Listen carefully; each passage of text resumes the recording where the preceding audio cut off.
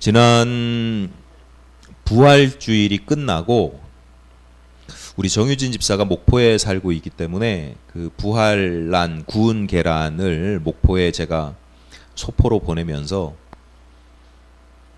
빵도 몇 개 만들어 가지고 같이 보냈어요. 소포 잘 받았다고 문자를 받았고 며칠 후에 통화도 했죠. 통화를 했는데 뭐 그런 내용을 이야기하죠. 뭐 멀리 살고 있는데 잊지 않고 기억해 주셔서 감사합니다.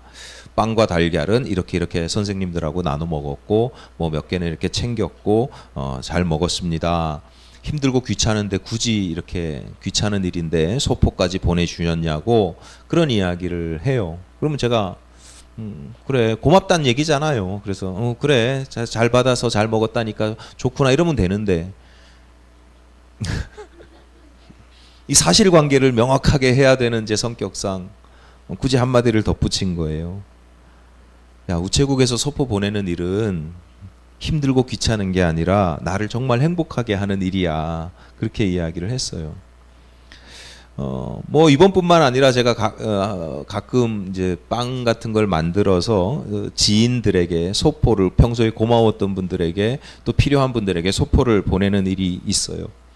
완전히 포장을 다 해가지고 우체국에 가져가는 경우는 별로 드물고 이제 우체국에 가서 소포 박스를 사가지고 거기에 맞게 이렇게도 채웠다가 저렇게도 채웠다가 뺐다가 넣었다가 뭐 그럴 때도 있고요.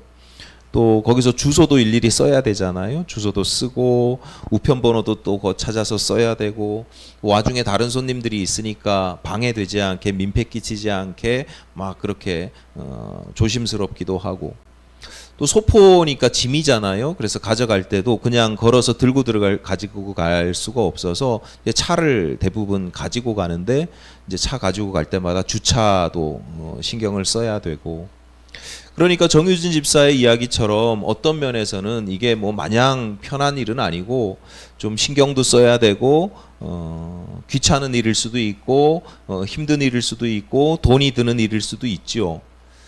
만약에 저한테 그게 해야만 하는 일이라면 그렇습니다.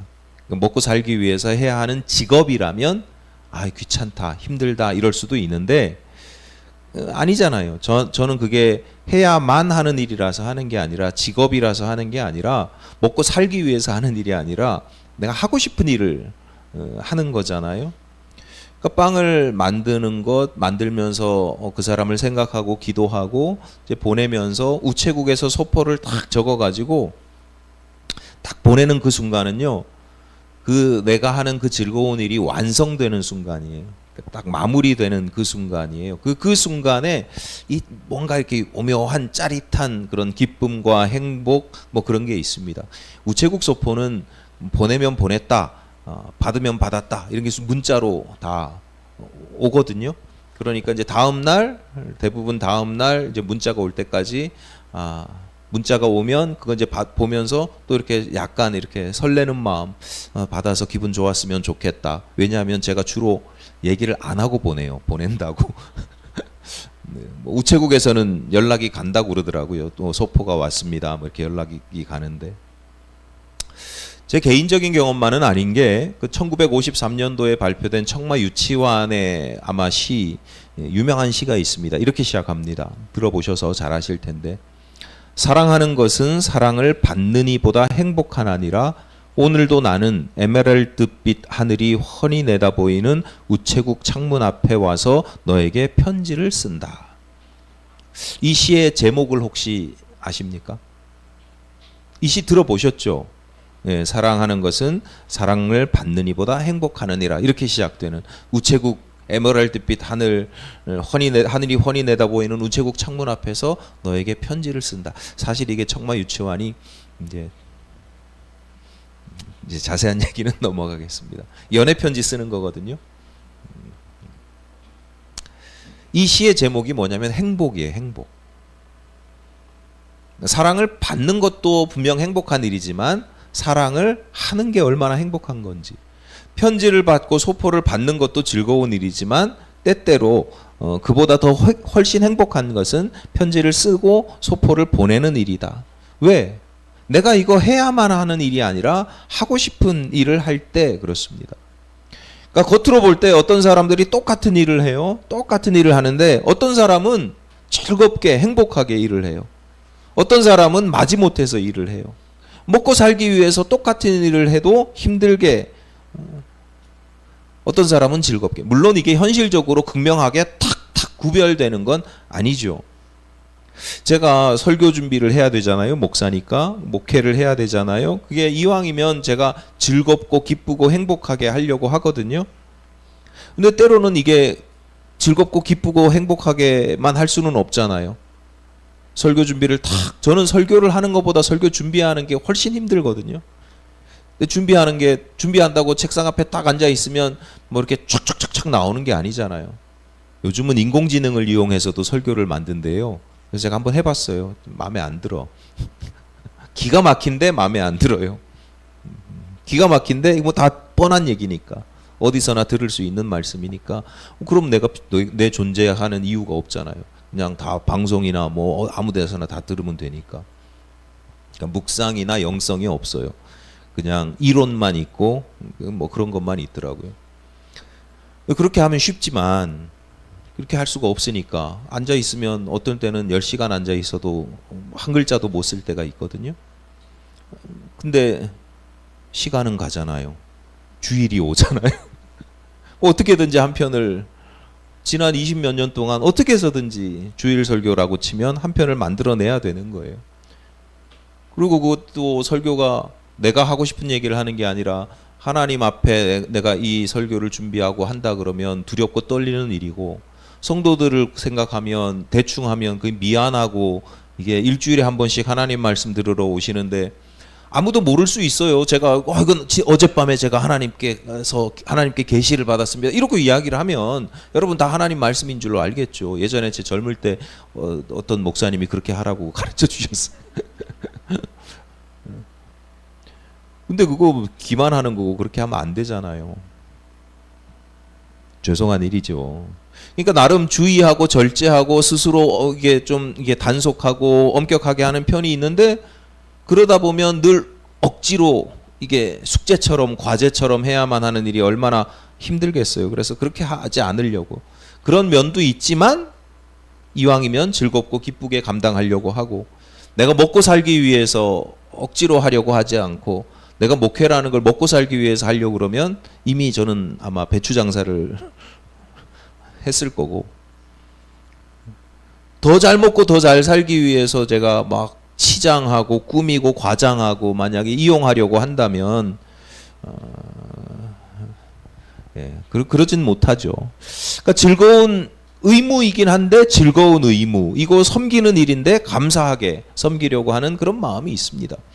여러분들의 경우도 마찬가지일 거라고 생각합니다. 여러분이 떠올리는 어떤 일이 있을 때 그 일이 직업일 수도 있고 또 가사 일일 수도 있고 또 누군가를 돌보거나 봉양하거나 섬기는 그런 일일 수도 있어요. 그런 일이다 보면 직업이고 가사 일이고 또 섬기는 봉양하고 섬기고 이런 일들은 하고 싶으면 하고 말고 싶으면 마는 일이 아니잖아요.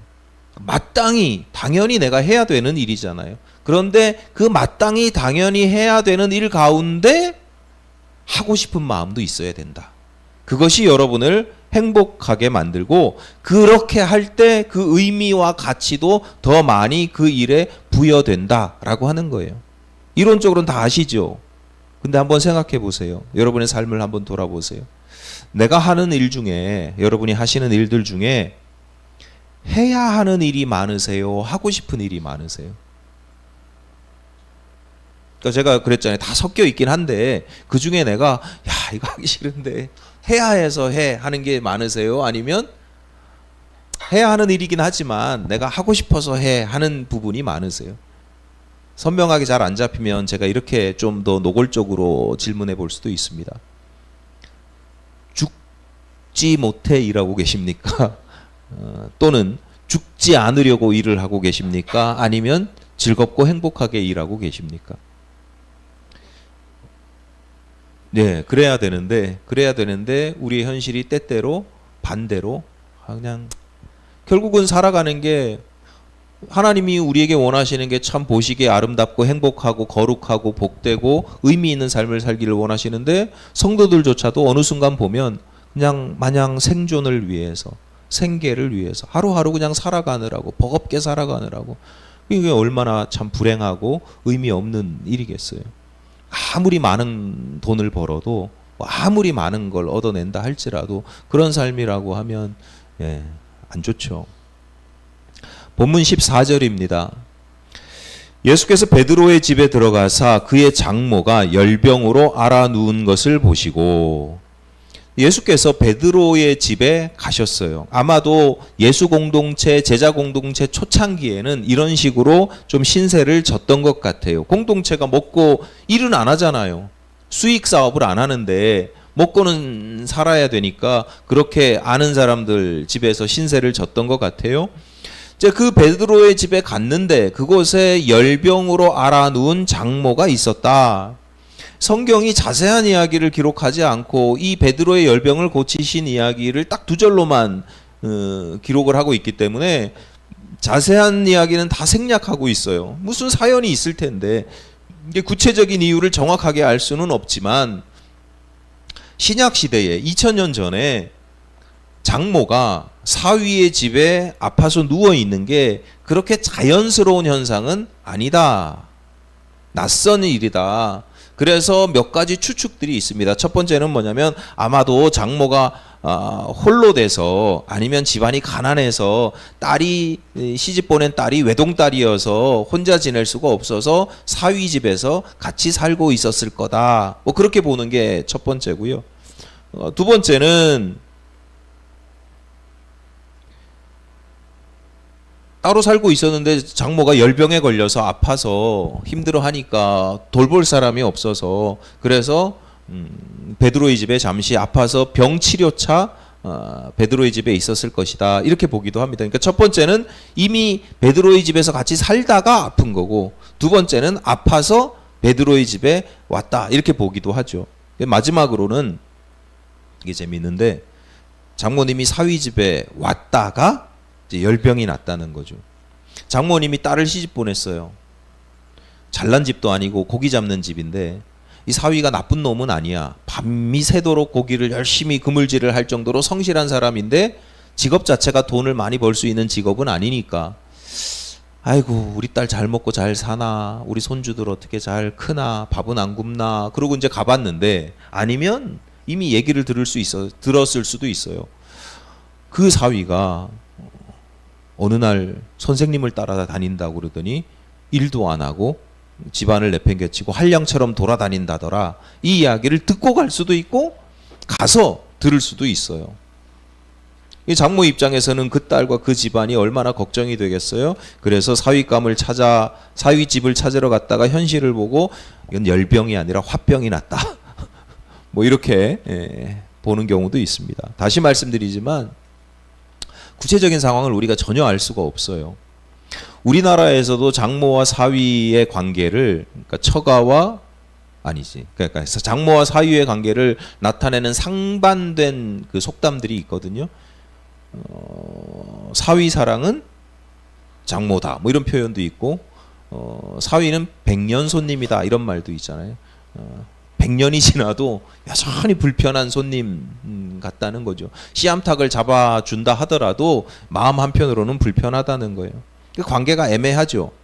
그러니까 베드로가 왜 베드로의 집에 장모님이 왜 있었는지 거기서 왜 있었는지 우리가 정확하게 알 수가 없어요. 베드로하고 장모하고 친했을 수도 있고 아닐 수도 있고 뭐 그런데 어쨌거나 앞서 이런 추측들 아마 뭐 이런 사정들이 있어서 됐을 거다라고 이야기하는 건 뭐냐면 일반적으로는 이게 흔한 일은 아니고 굉장히 낯선 드문 일이라는 거죠. 왜 드문 일이냐? 장모와 사위와의 관계가 장모가 사위 집에서 이렇게 편하게 누워 있는 게 불편한 일이고 불편한 관계이기 때문에 그러니까 여러 가지 추측들이 있는 겁니다. 장모가 열병에 걸렸다는 것에 대해서 우리가 또 생각해 볼 여지가 많이 있습니다. 열병. 오늘날의 의학적으로는요, 병과 증상을 구별합니다. 열은 병이에요, 증상이에요?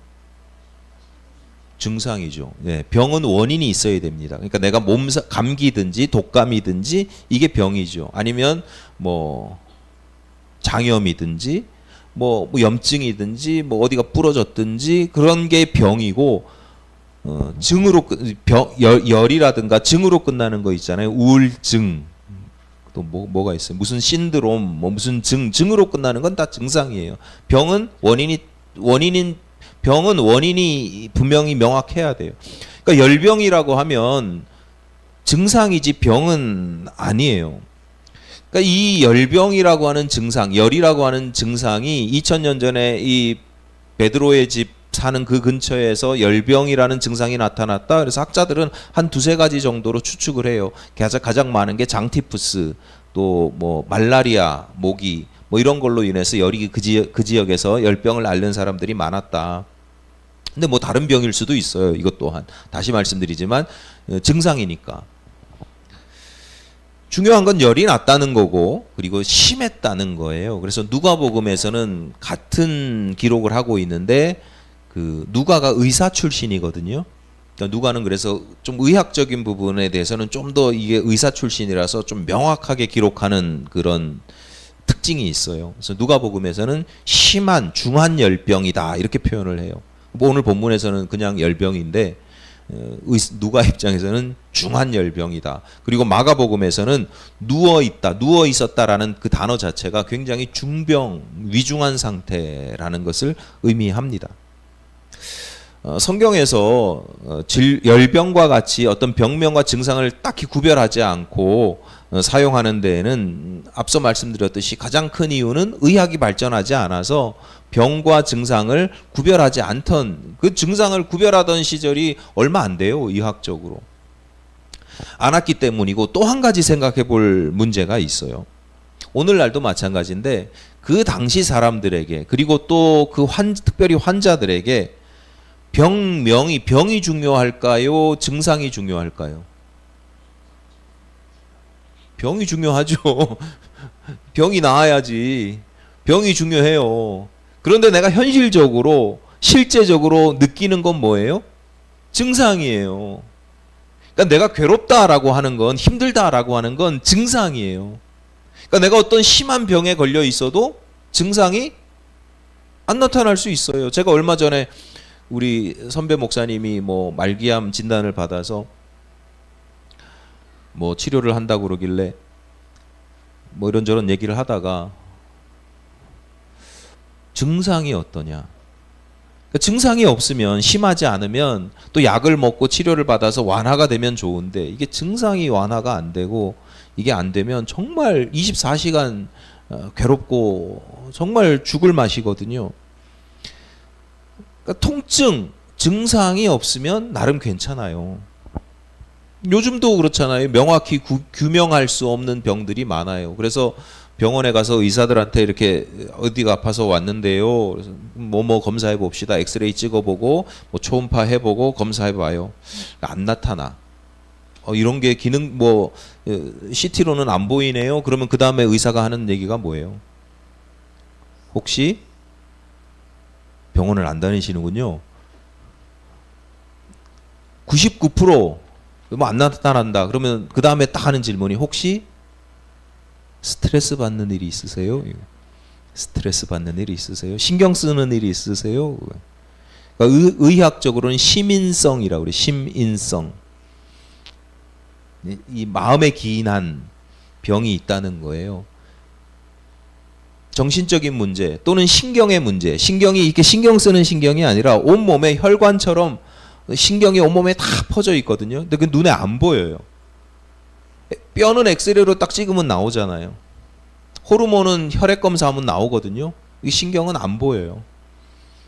저도 예전에 한번 병원에 가서 여기 어디였지? 위장 있는 쪽이 이상하게 아파가지고 처음에는 그냥 아프다 말다 그랬는데 계속 아픈 거예요. 나중엔 도저히 이건 큰 병이다. 그래가지고 뒤늦게 일찍 가야 되는데, 왜냐하면 아프다 말고 그러니까 잠을 못 자겠더라고요. 그래서 그 병원에 갔더니 이것저것 찍어봤잖아요. 그래서 제가 경험한 거예요. 이상이 없다고. 그랬더니 혹시 스트레스 받는 일이 없다고. 직업이 뭐냐고. 목사라고. 스트레스 받겠네요. 아니라고. 나는 작은 교회에서 정말 스트레스 안 받으면서 하고 있다고. 결론은 뭐냐면 그것도 정확하지 않아요. 추측이 신경의 문제일 거라고. 그래서 신경을 좀 둔감시키는 약을 6개월 이상 먹었어요. 그랬더니 조금 완화되고 이제 몇 년 전이니까 없어졌어요. 근데 그 의사가 하는 말이 중추신경이 뇌에서부터 이렇게 척추를 타고 등 뒤로 이렇게 쭉 오고 그게 이렇게 가지를 펼쳐서 이렇게 앞으로 다 온다는 거예요. 그러니까 여기가 아픈데 그 오는 신경 중 어디가 눌렸거나 잘못될지 모르는 거예요. 여기에 문제가 있어서가 아니라 척추 어디가 좀 눌리고 자세가 잘못됐는데 그 신경이 눌리면 여기도 아프고 저기도 아플 수 있다는 거예요. 제가 무슨 얘기를 하다가 어쨌거나 의사들은 뼈 괜찮으면 뭐 어디에 암 없으면 뭐 있으면 하면 괜찮다고 죽지 않는다고 그래요. 알았다고. 안 죽는 건 알겠는데 내가 괴롭다고 힘들다고 아프다고 스트레스 받지 말라고. 아니 스트레스를 안 받는다는데 왜 없는 스트레스를 받지 말라고 그러냐고. 난 스트레스가 문제가 아니라 이 통증이 문제라고. 환자들 입장에서는 이게 미치는 거죠. 증상이 있어서 아파서 왔는데 아픈 게 해결이 안 돼요. 원인도 몰라. 원인을 아냐 모르느냐가 중요하지 않아요. 지금 내가 안 아픈 게 중요하지. 현실적으로는. 근본적으로는 그러니까 근본적으로는 그 병의 원인을 찾아서 근본 치료를 해야 되지만 지금 당장 내가 해결되는 건 이 괴로움이, 이 고통이 사라지는 거예요. 여러분 이게 질병의 문제만이 아니고 우리 매사가 다 마찬가지예요. 몸이 아픈 것처럼 사람이 마음이 아프고 삶이 괴로울 때가 있잖아요. 왜 그래요? 여러분 지금 막 삶이 괴롭고 힘들고 짜증나고 누가 탁 건들면 확 폭발하고 왜 그래요? 원인이 뭐예요? 대부분 몰라요. 아니면 무지 많은 게 복합적으로 섞여 있어요. 일단은 몸 상태가 건강하고 막 이러면 스트레스 그런 좀 덜 괴로운데 몸이 여기저기 이제 나이 들고 여기저기 아프고 막 삐긋거리고 그러죠. 정신도 없죠. 몸이 약한 거 18%. 남편이 속썩이고 편들어 주지 않고 남의 편처럼 말하는 거, 나한테 관심도 없는 거 한 28%. 나보다 못난 친구들이 나보다 잘 먹고 잘 사는 걸 보는, 그래서 배가 아픈 게 한 4%. 무엇보다도 돈이 없는 것, 돈이 모자란 건 몇 프로 정도 되시는 것 같아요. 내가 짜증나고 내 삶이 괴로운 이유 중에 99%쯤 되시나요? 한 42%. 뭐 이런 식의 기타가 다 이런 것들이 다 섞여 있어요. 중요한 건 뭐냐면 그 원인도 원인이지만 원인도 잘 찾아서 해결을 하고 마무리를 매조지를 해야 되지만 그래서 괴롭다고요. 짜증나고 분노가 일어나고 사고를 치기도 하고 그래서 건강은 더 나빠지고 사람들하고의 관계도 적대적이 되고 악화되고 스트레스 받고. 근데 지금 내가 뭘 해야 될지 모르잖아요. 여러분 괴로우실 때 뭐 해요? 안 괴로우셔요? 삶이 좀 힘들고 괴로울 때 뭐 하셔요? 자고 일어나면 또 괴롭잖아요. 그럼 계속 자면 잊어버리는 것도 좋아요. 잊어버리는 것도 아주 좋은 방법인데 그 어떤 사람들은 잊고 싶어도 안 잊어지거든요. 계속 이 머릿속에 계속 오히려 더 생각이 이렇게 막 돌고 도는 사람들도 있어요. 적어도 목사가 괴로울 때 뭐 하셔야 됩니까? 그러면 기도해야 됩니다. 그렇게 대답하셔야 되는 거 아니에요. 이 시간이 예배 시간인데 성도님들한테 질문을 드리는. 큰일 났네. 그러니까 우리의 괴로움들이 있는데 우리가 적어도 믿는 사람들이 그 괴로움을 해결하지 않고 그냥 묻어두면 그거 암 되는 거예요. 그리고 그 하여튼 그 신앙적으로도 영혼에도 별로 좋지 않고요. 그렇다고 뭐 술 마실 거예요? 친구들을 만나서 잠깐 놀면서 잊어버릴 거예요? 아니에요. 아니 그런 것도 나쁜 건 아닌데 기본적으로 성도들은 기도해야죠. 본문 15절입니다.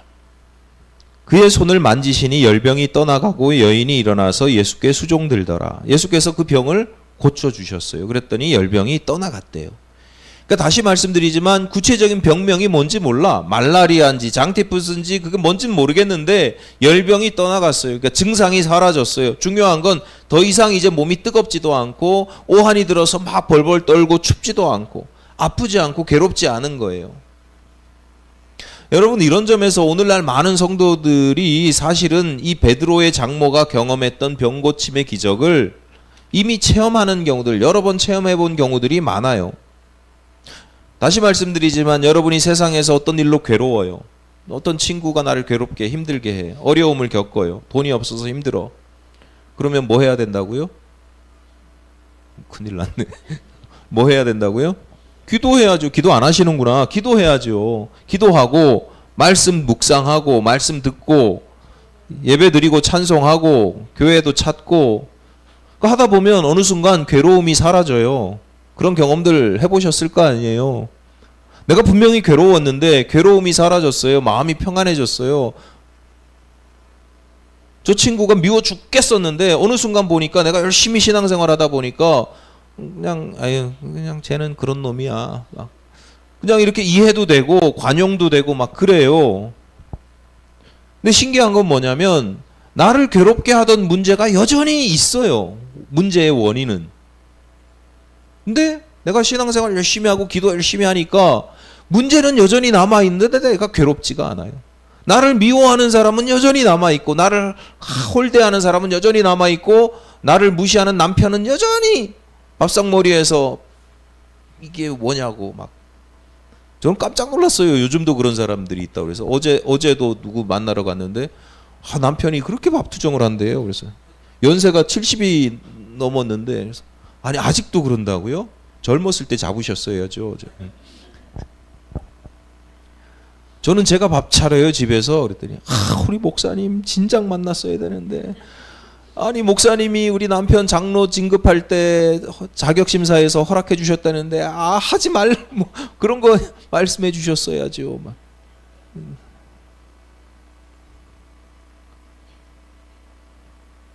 무슨 얘기를 하다가 문제는 그 자리에 그대로 있는데 어느 순간부터 내가 신앙의 인격이 품이 넓어져 가지고 그런 것들을 무시할 수 있고 내가 가난해도 덜 불안하고 염려가 안 되고 평안하게 되고 그러니까 내가 나를 괴롭게 했던 그런 힘들게 했던 그런 원인은 그대로인데 증상이 싹 사라져요. 그래서 안 힘들어. 유유자적 이제는 여유 있게 이런 경우들이 많아요. 자, 예수를 만나고 말씀을 접하고 기도를 통해서 성령을 체험하면서 그 열병이 떠나가면 끝인가? 이제 사라졌으니까 고통과 염려가 사라지면 끝인가? 베드로의 오늘 짧은 문장 속에 베드로의 장모가 열병이 떠나갔더니 했던 일이 뭐냐? 일어나서 예수께 수종을 들었다라고 하는 거예요. 헬라어 문법으로 보면 이게 헬라어로 쓰여져 있는 건데 헬라어 문법으로 보면 어떤 뜻이냐면 그 이후로도 계속해서 수종 들었다 이런 뜻이에요. 미완료형이라고 그래요. 그러니까 그때만 딱 반짝 감사합니다 그러고 한번 감사하니까 제가 오늘 밥 한번 차릴게요 이게 아니고 그날 이후로 그때부터 지금까지 계속해서 수종 들었다. 아프고 고통스러워서 누군가에게 계속 짐이 되던 사람이 그날 이후로 그 고통에서 해방된 이후로부터는 예수를 섬기는 사람, 짐을 지는 사람, 그런데 그냥 짐도 아니고 거룩한 짐을 지는 사람이 되었다라고 하는 거예요. 백년 손님처럼 어려운 사위와 함께 그 사위가 따라다니는 한량처럼 그 사위를 한량처럼 데리고 다니는 그 낯선 이를 죽을 때까지 섬기기 시작합니다. 왜? 예수님이 장모님한테 베드로의 장모님한테 내가 고쳐줄 테니까 고쳐주면 너 이제부터 나 섬겨 그렇게 말씀하셨나요? 아니잖아요. 아파 보신 분은 알아요. 오래 아파 보신 분은 죽을 뻔해 보신 분은 알아요. 죽었다 살아나는 게 얼마나 감격스러운 일인지. 여러분 지금 건강하니까 건강에 감사함을 잘 모르잖아요. 근데 아팠다가 다시 회복된 사람들은 이 건강이 얼마나 소중한지 알아요. 베드로의 장모님은 지금 예수님을 수종드는 일이 내가 해야만 하는 일이고 갚아야 하는 일이라서가 아니라 하고 싶은 일이 된 거예요. 감격과 감사를 가지고. 그래서 기쁘고 즐겁게 감당하니까 이게 평생 가는 거예요. 해야만 하는 일이면요. 한두 번 하다 보면 힘들고 지치고 한 1, 2년 하다 보면 힘들고 지치고 그래요. 여러분 직업 봐봐요. 해야만 하는 일이니까 정년이 있잖아요. 은퇴해야 돼요. 죽을 때까지 하는 건 그건 직업이 아니에요. 즐거운 일이. 죽을 때까지 할 수 있는 건 즐거운 일이고. 기독교 신앙에서 섬김의 덕목이 굉장히 중요합니다. 특별히 누군가를 봉사한다, 헌신한다, 섬긴다 이런 뜻만 있는 게 아니고요. 섬김이 왜 중요하냐면 예를 들어서 구약 시대에 예배하다라고 하는 단어가 여러 개 있는데 그 중에 대표적인 예배하다라고 하는 단어를 직역하면 일하다, 헌신한다, 섬긴다, 봉사한다 이런 뜻이에요. 그러니까 우리가 드리는 예배도 섬김이에요. 누구를 섬기는 거예요? 하나님을 섬기는 거예요. 아니 구약 시대의 히브리어 글자가 그렇다니까요. 하나님을 위해서 일했다. 이걸 우리가 어떻게 번역하냐면 예배했다. 하나님께 예배했다. 이렇게 번역을 한다니까요. 예배가 영어로 뭐예요? 여러 개가 있는데 가장 대표적으로 하는 예배는 서비스예요. 서비스. 누가 누구에게? 우리가 하나님께 서브, 봉사하는 거예요. 서브. 그게 예배란 말이에요. 섬김이에요. 예배 자체가 우리가 하나님을 섬기는 일이에요. 그러니까 과거에는 여러분 아마 지금도 그런 습관들이 언어 습관들이 남아있을 수도 있는데 어제도 제가 몇 번 들었는데 예배 본다 이런 말 많이 했죠. 예배 본다. 예배 본다 이게 틀린 표현이에요. 적합하지 않아요. 본다는 건 내가 구경꾼이잖아. 왜 예배 본다는 말이 나오냐면 물론 이제 국어에 여러 가지 한국어에 여러 가지 이제 그 뉘앙스들이 있긴 하지만 여러분이 와서 제가 말씀하고 하는 걸 보잖아요. 그러니까 구경한단 말이에요. 그러니까 예배 본다는 건 그런 구경꾼의 의미가 있어요. 그래서 원래 예배한다 이게 맞고 예배한다가 좀 어색하면 예배 드린다가 맞지. 예배 본다는 건 일단은 여러분이 삼자로 물러나서 이제 구경하는 거예요. 그러니까 사실은 적합하지 않다. 말 잘못해도 되는데 그 의미를 알자는 거예요. 우리는 하나님을 섬기는 일꾼이지 구경하는 사람들이 아니잖아요. 예배도 그런데 예배뿐만 그렇겠습니까? 우리가 몸을 드리고 물질을 드리고 하나님께 시간을 드리고 왜 그래요? 하나님을 섬긴단 말이에요? 왜 그래요? 그래야 여러분 천국 갈 것 같아요? 그래야 복 많이 받을 것 같아요? 아니에요. 우리가 하나님을 섬기는 이유는 주님께서 내 문제를 이미 해결해 주셨기 때문에 하나님과 하나님께서 섬기라고 하는 사람들, 세상을 섬기는 거예요.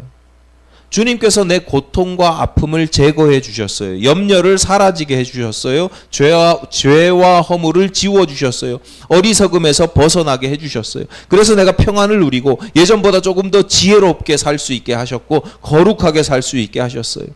옛날에는 내가 바라보던 어떤 것에 집착을 해가지고 그거 보지 말아야지 하는데도 그거 생각하지 말아야지 하는데도 계속 그거 바라보고 생각하고 집착했었는데 내가 신앙생활 열심히 하다 보니까 보지 말라니까 자꾸 보여요. 하나님 안 보게 해주세요. 기도했는데 어느 순간 내가 안 보고 있어. 잠깐 봤다가도 그냥 무시하고 다시 십자가를 보게 돼. 그런 감격이 있고 내가 그런 즐거움, 기쁨이 있으니까 그 기쁨과 즐거움, 감격을 주신 주님을 위해서 섬기는 거예요. 주님만 섬기는 게 아니라 주님이 내 주변 사람들을 섬기고 세상을 섬기는 게 곧 당신을 섬기는 것이다 라고 말씀하셨으니까 세상도 섬기는 거죠. 여러분이 섬기고 헌신하고 봉사하는 건 일종의 은총이나 축복을 얻기 위한 투자가 아니에요. 한상현 집사님이 뭐가 아쉬워가지고 뭘 얻어먹겠다고 안심 스테이크를 제공합니까? 이 섬김은 그냥 어느 날 교회 다니기 시작하고 보니까 목사님이 보니까 어르신들 맛있는 거 챙겨드려야 된다 그러고 막 하는 걸 보다 보니까 그래야 되나 보다. 뭐 그렇게 되는 거죠. 이미 받은 은총에 대한 감사와 감격의 고백입니다. 그러니까 그 섬김에는 기쁨이 있는 거예요. 때로 몸은 힘들고 귀찮을 때도 있지만 그 마음에는 행복이 차고 넘치는 것입니다.